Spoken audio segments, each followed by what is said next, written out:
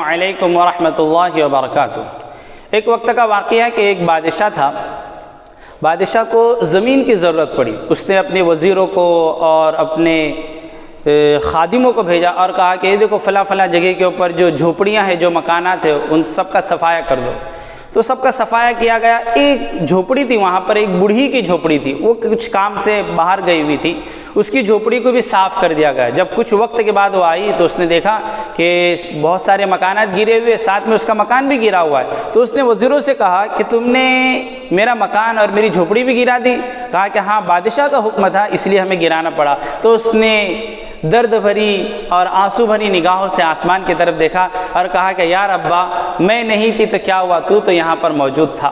کچھ دیر کے بعد ہوا یوں کہ اسی بادشاہ کی سواری پل کے اوپر سے گزر رہی تھی۔ وہ بوڑھی عورت بہت ہی حوصلے کے ساتھ اور بہت ہی طاقت و قوت کے ساتھ بے خوف اور نڈر ہو کر اس بادشاہ کے پاس گئی، اس کی سواری کو رکایا اور اس بادشاہ سے کہا کہ میری جھوپڑی تو نے گرائی ہے، اس پل کے اوپر تو حساب کرتا ہے یا آخرت کے اندر پل صراط کے اوپر تو حساب کرنا پسند کرتا ہے؟ کیا کہا اس نے؟ اس پل کے اوپر تو حساب کرتا ہے، یعنی میری جھوپڑی کے بدلے میں مجھے مکان دیتا ہے، جگہ دیتا ہے، یا آخرت میں پل صراط کے اوپر حساب کرے گا اور میرا بدلہ دے گا؟ تو اس نے ہاتھ جوڑے اور کہا کہ اماں، میرے میں ہمت نہیں ہے کہ میں آخرت کے پل صراط کے اوپر تمہارا حساب کر سکوں اور اس کے بدلے میں نیکیاں دے سکوں۔ میں یہیں پر ہی تمہارا حساب کرتا ہوں۔ اس جھوپڑے کے بدلے میں ایک شاندار مکان، شاندار بنگلہ اس نے اسے دے دیا، کیونکہ وہ بادشاہ آخرت سے ڈرنے والا تھا۔